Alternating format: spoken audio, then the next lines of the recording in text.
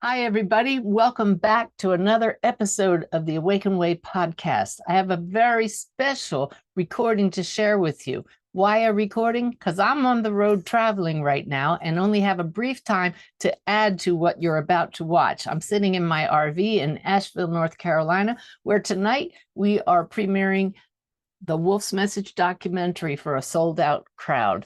Ty and I are taking the show on the road. This is our third stop of 30, and we are just having so much joy sharing Wolf's Message with all of those who can come out. For those of you who can't make it to an in-person screening, very soon it's going to be available video on demand at wolfsmessage.com. So maybe by the time you see this, it'll be there. Meanwhile, today's episode, gathered by Christy Majors, my content curator, from a previous episode of my monthly mentoring or monthly connection webinars, tells the story of two women in two different stories together, because you'll see the connection between them, that just will open your heart and expand you to open up to the possibilities that are available to all of us. Listening to these stories again, I had completely forgotten them, and they just filled me with goosebumps, or what we're now calling truth shivers. So Christy, when she reached out and said, I really want you to share this in your next podcast, said, you may need to get permission from Rachel and Julie, the two women who allowed me to originally share their stories. Now, they told me I could share them, but to put them out on a monthly connection webinar versus to YouTube is a different story. So I knew that I had to ask their permission first. I also knew just from the soul level that when I reached out, one of them would have already been thinking about me and have an update for me. And guess what? No surprise, that's exactly what happened. So you're going to hear from a previous monthly connection webinar, which any of you are welcome to join every month, the story of Julie and Rachel and how Spirit interacted with them. And then I'm going to come on at the end and share the update, which is just as magical and wondrous. So here we go. Enjoy. I sent out two emails about tonight. One was we talk about talking to famous people across the veil. The other one was this email I received from a member of our community with the subject line, "The story how Suzanne got me pregnant." Well, if you want to know how to get somebody's attention, that's a good one. I want to tell you that the writer of this email is Rachel. I'm not going to bring her on camera, but she's here tonight. So Rachel, thank you for allowing me to share this story. And it was a long one. I'm going to give you the abbreviated version, but I share it with you tonight, not only because it's fun, but it shows you what's possible for all of us. And again, helps us celebrate how Spirit works in our lives. This one will touch your heart for sure. Rachel began her email with the very challenging story about how her 10-year-old daughter, Kennedy, passed from cancer at 10 years old. And of course, that was devastating for her family. She and her husband had a couple of very good readings with mediums, and that helped her, but she thought it was impossible for her to connect herself with her daughter, Kennedy. And this is my goal as a teacher. I love to create mediums. Is that the right word? Not really. You're already a medium if you're meant to be one, but help you bring that gift to the forefront. But I also love to let all of you know we can all connect with Spirit because we're souls right here, right now. So at this point, Rachel didn't realize that. They were dependent on mediums to show them that Kennedy still exists. And like she said, she had some good readings, but thought she couldn't do that for herself because she wasn't born with the gift. And I can do the buzzer sound right now on that one. So she has a friend named Julie.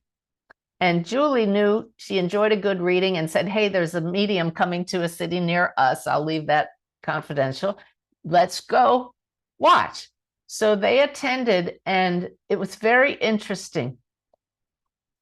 Many mediums have different styles, and I can definitely understand what Rachel meant when she said she just didn't resonate with the medium's style, because the medium was cracking jokes, was being, showy, and she was still hurting so badly that she just left there with a bad taste in her mouth. At first, the first time I, still hurting from Susan's passing, went to one of those demonstrations, and the medium was really a very funny person. Ooh, it didn't sit well with me at all either. Since then, I've come to know and be friends with several mediums who have that style, and I see that there's definitely a time when that's helpful, and it helps bring some levity when it's greatly needed. So we honor all places that people are, but in this story, where Rachel was at the time, it didn't sit well with her. So the next time Julie reached out to Rachel, the one that took her to see that medium, Julie told Rachel, you have to check out this medium named Suzanne Giesemann. I think she told her she's the real deal. So I was very happy to read that in this email. But Rachel thought, no, I've had it with mediums.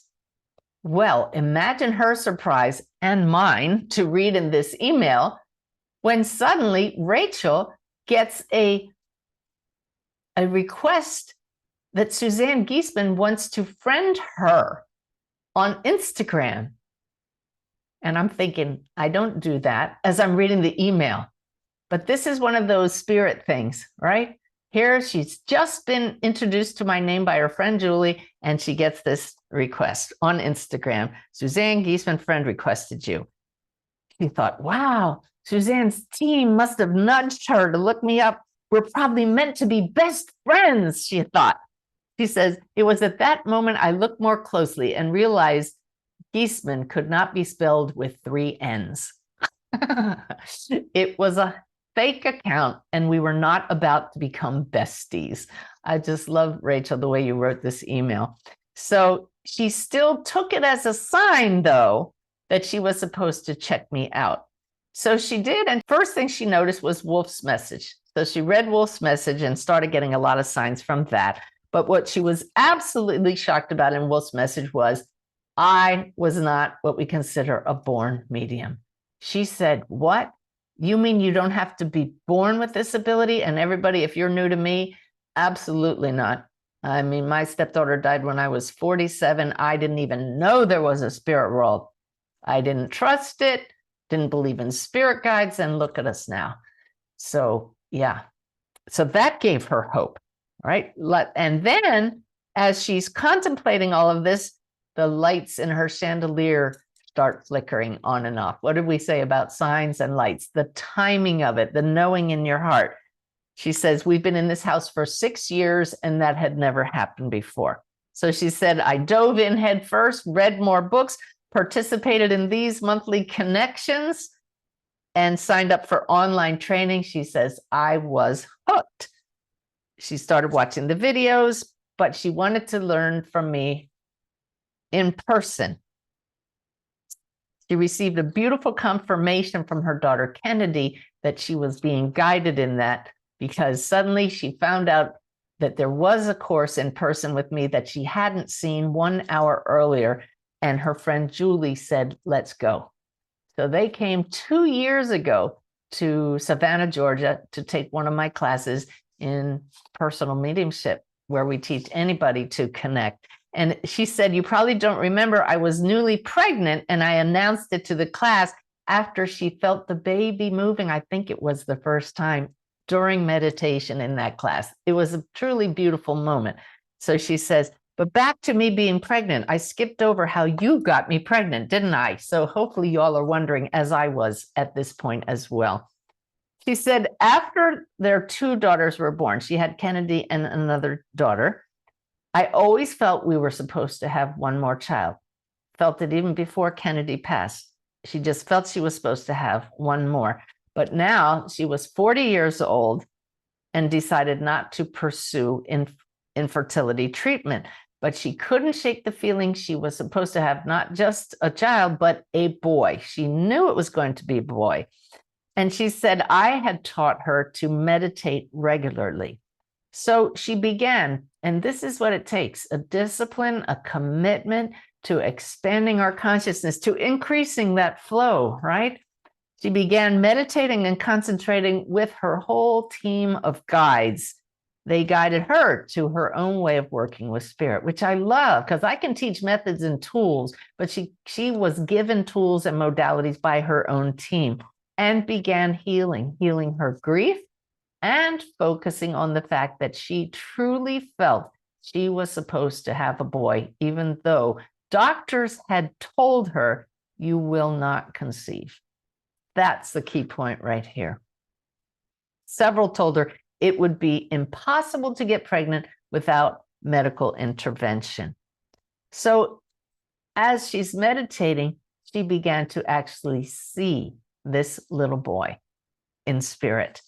He was in multiple meditations and dreams. Even in one meditation, she felt him moving in her stomach and she wasn't even pregnant yet.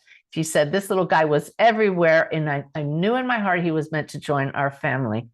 1 month after 2 separate doctors told me it would be impossible, I received a message from my daughter. Now, this is the woman who didn't know, I got goosebumps, didn't know it was possible for us to connect personally with our own loved ones. I'm looking at Bev and Stephanie, I just hope your connection with your own daughter and your stepson opens up this beautifully as well. But she received a personal message from her daughter, Mommy, take a test. She took a pregnancy test. It was positive. And she said, her daughter said, Mommy, wait to tell Daddy until tomorrow, my birthday. Oh my gosh.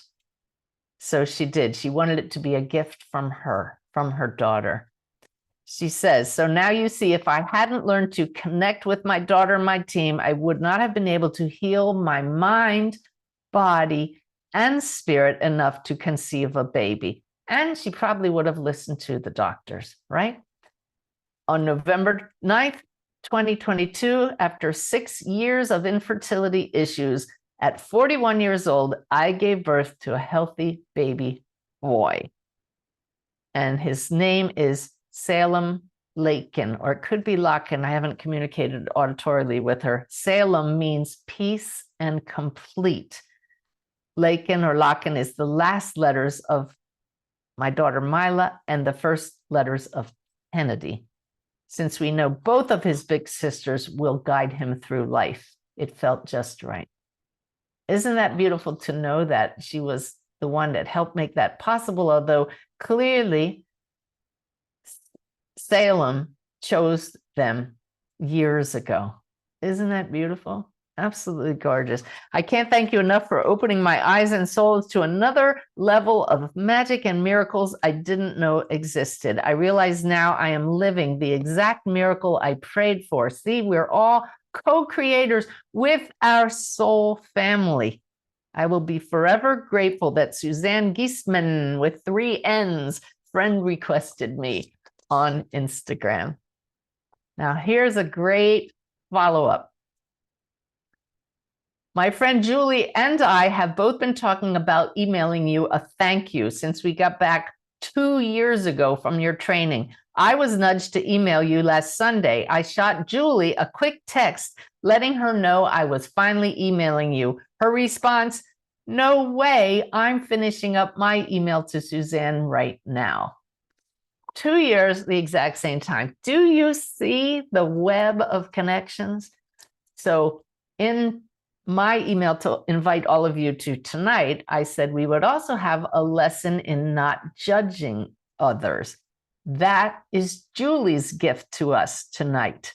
So I'm going to share her somewhat lengthy, but equally beautiful email with a lesson for all of us, okay? So this is from Julie, and she wants me to use her last name, Julie Hoffman, because I want to honor her honesty and her courage and her growth. That's why we're here. She wasn't proud of the way she acted in the past in a judging situation, but you'll see why she and how she has grown as a result of this. So she says, I've contemplated writing this for some time. I decided to share it after more than one meditation and several journal entries told me to get on it. So right away, we have another woman who is meditating regularly, hearing that inner voice and acting on it. I hope you all are taking notes if you're not already doing this. She says, I'm certainly not proud of myself, which has added a delay to sharing this universal lesson, but I feel it's a very powerful one. In late August, while cleaning my house, I had an image in my mind of a woman I hadn't seen in years. And she told me about how she would see this woman when she dropped her daughter off at school. I believe it, yeah, elementary school. So her daughter is 17 now, or at least she was when this happened. But the image of this woman popped in her mind, and it was someone she hadn't seen since her daughter was in elementary school. She would drop her daughter off, and she would notice this woman who was always putting her cigarettes out on the school grounds. Judgment number one, like, oh, look at her. She said she always looked like she just got out of bed. And I remember my heart ached a bit for her kids. I was sure they were embarrassed for their mom. So that's the way she remembered her. That's the image of the woman that showed up. But for 3 days, she showed up in my mind's eye. This is how spirit works, everybody. So why does something keep popping up in your memory? You can get people to reach out to you, by thinking of them very clearly, because you will pop up in their minds like that.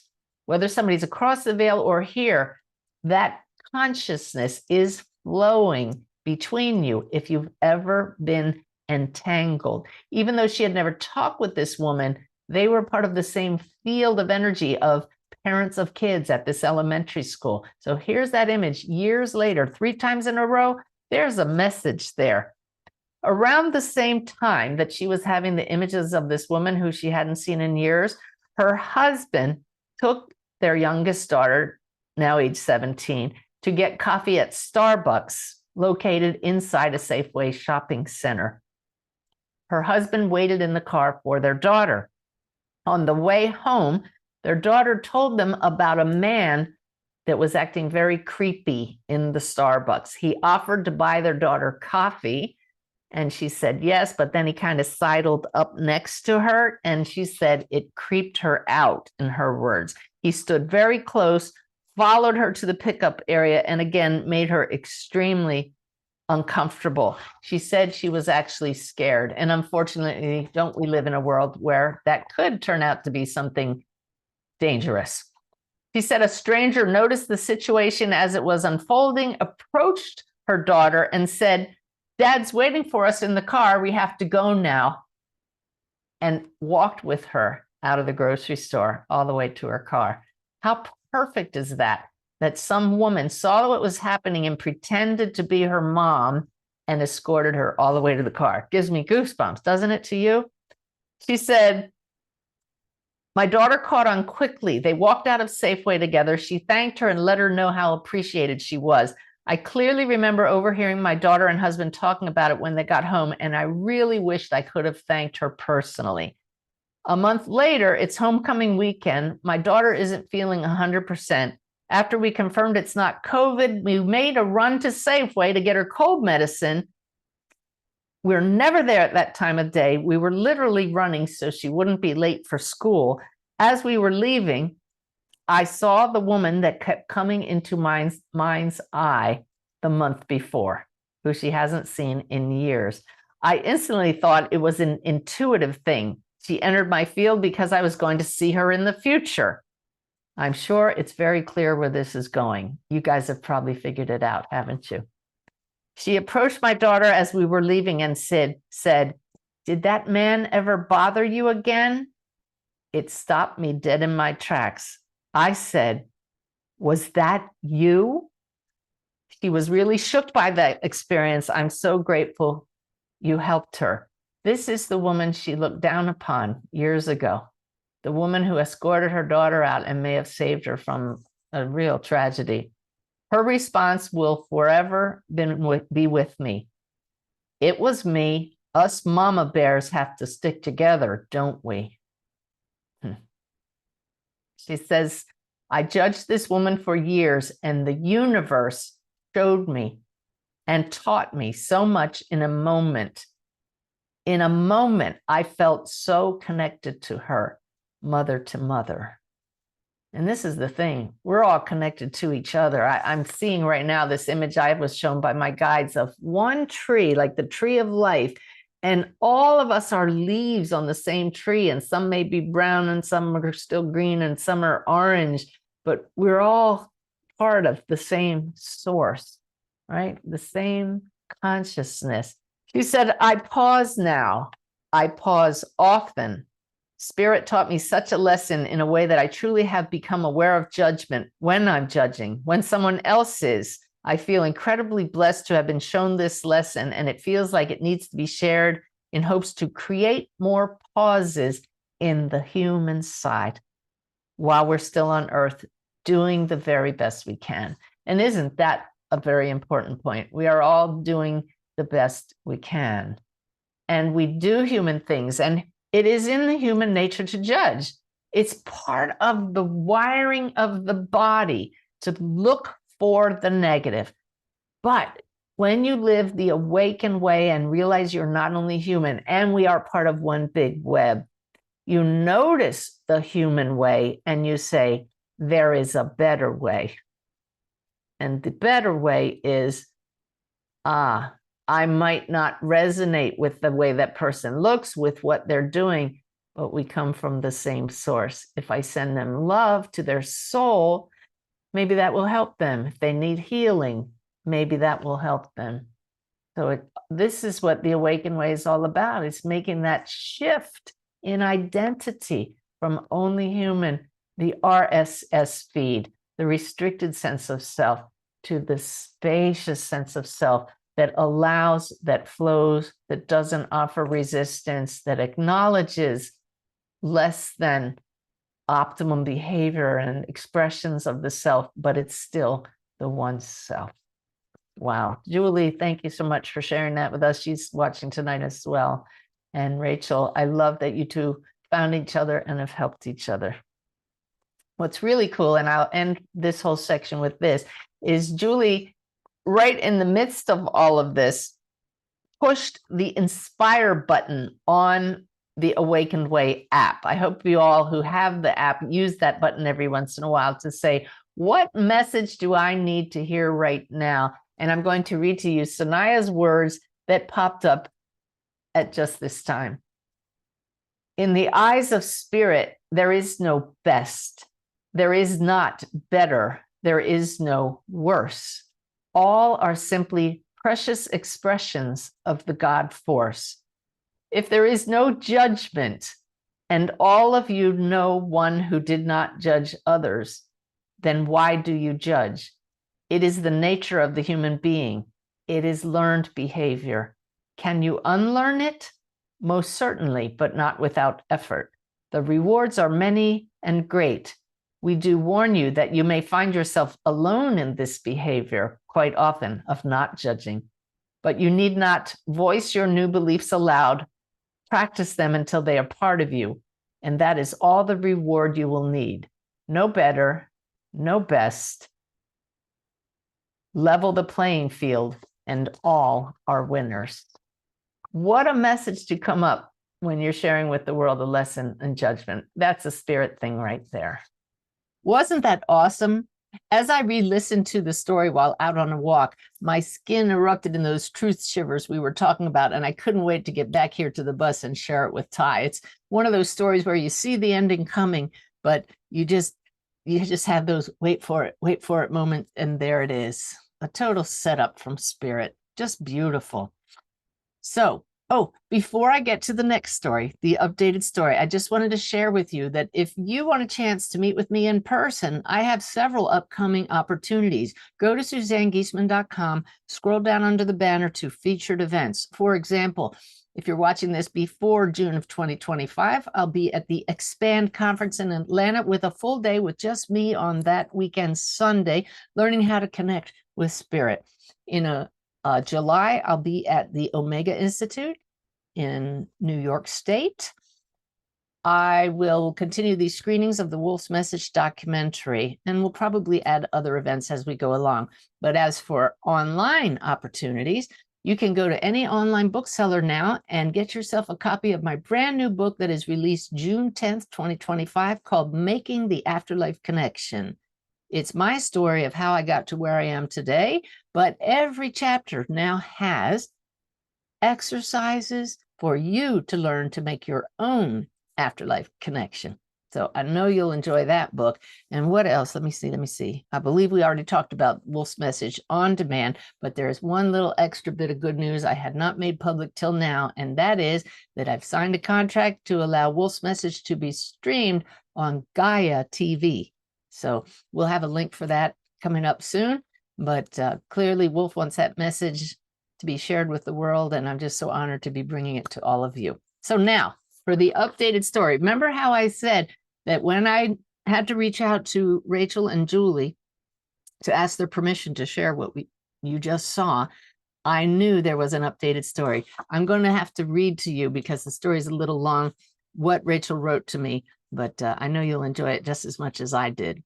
Julie gave permission. That was the first email that came in. Julie said, of course you can share it again. And I thought, well, there's nothing new and exciting there. I know it's coming. And sure enough, Rachel wrote and said, absolutely, you can share. The timing of this email is funny because I've been planning on reaching out to you once more for a quick update. So there you go.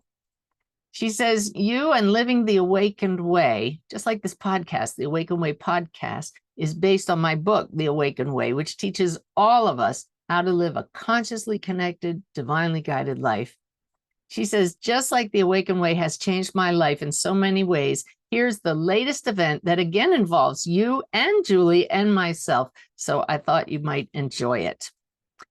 The year after my daughter Kennedy passed, Julie reached out to me early one morning to let me know she had just seen Kennedy and myself during her meditation.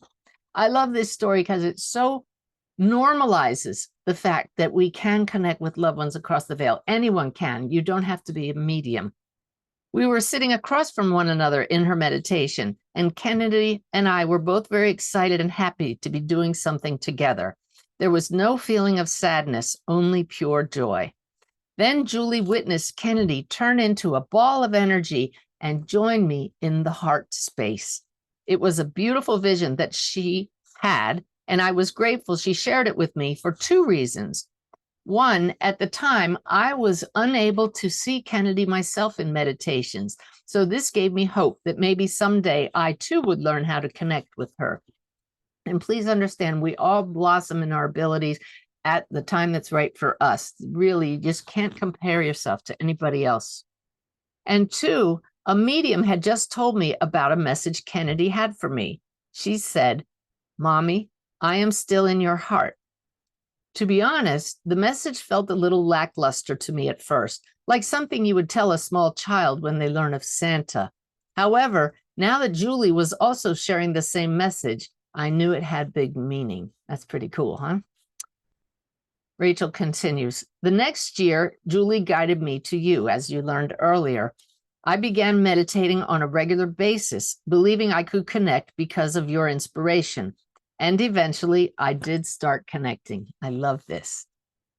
First, with my spirit team, guides, angels, even Jesus, which was a total shock, capital letters, but he came through with lots of proof. And eventually, there was my girl. Now, see, this is very similar to my path. I got on this path to connect with my stepdaughter, Susan, but I started connecting with guides and angels and other people's loved ones before Susan. I eventually connected with Jesus as well, and it was profoundly life-changing. The first time Kennedy and I connected, she showed me the same scene, and I got to watch the merging of her energy into my heart space. What a perfect visual, because that's how we merge with our loved ones across the veil. We're all energy beings, these beautiful fields, spherical fields of light, of consciousness, energy, information. That doesn't mean we're not also people.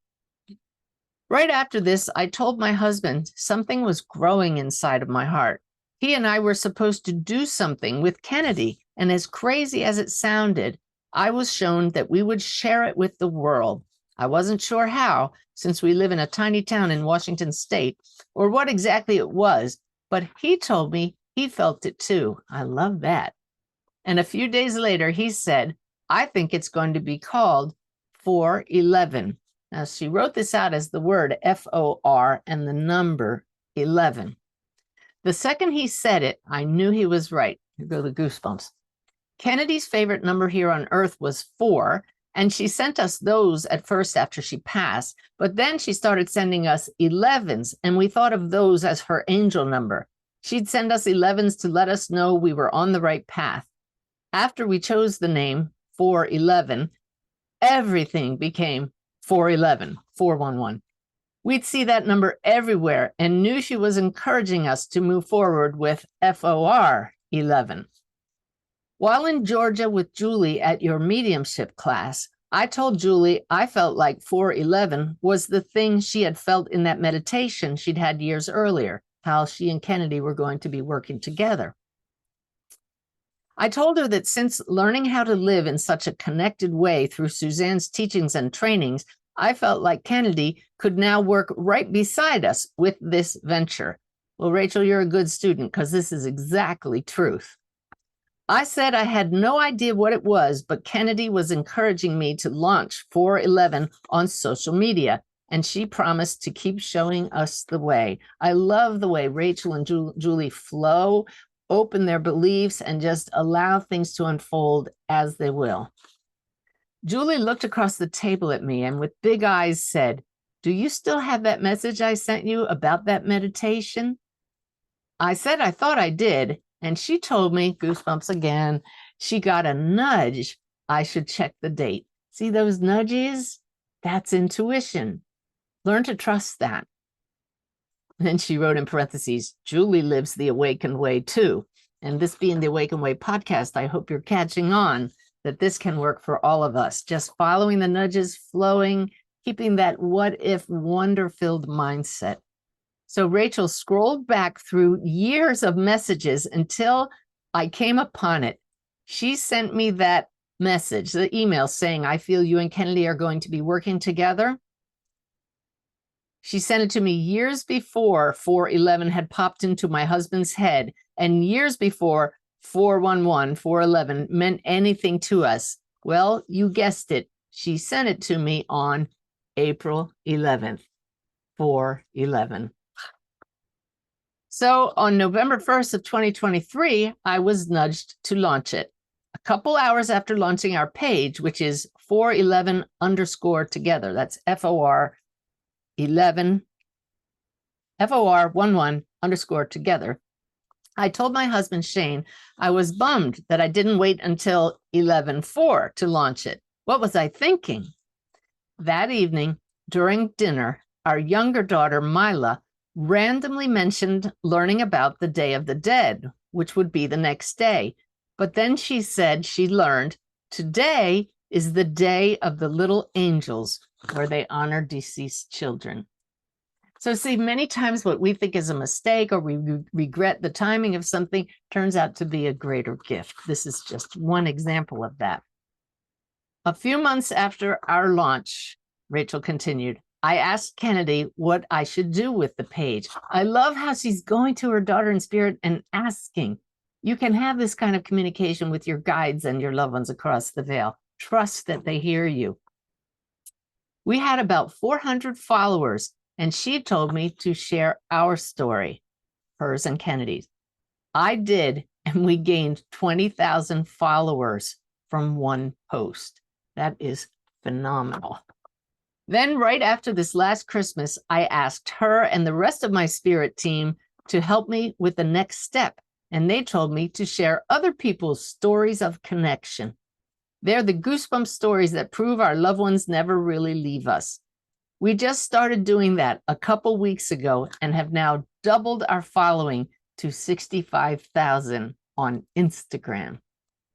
Wow. That's a spirit thing. You know her daughter's helping her, guiding her, inspiring her, just as they do with you, if you trust and communicate with them. She finished her email with, this is just one example of how living the awakened way has completely altered my life. It's welcomed in daily miracles, big and small, that I can't get enough of. There's real magic in the world, and you help me open my eyes to it. Yes, yes, yes. Now I can see how Spirit led Christy to choose the story of Rachel and Julie and led me to add more to it and ask for permission. And in so doing, we got that follow on with beautiful lessons for all of us in opening our eyes, trusting Spirit, and engaging Spirit. Expect miracles, my friends. They happen all the time. I love you all. Thank you so much for joining us. We'll see you back here next Sunday, same time. Have a great week.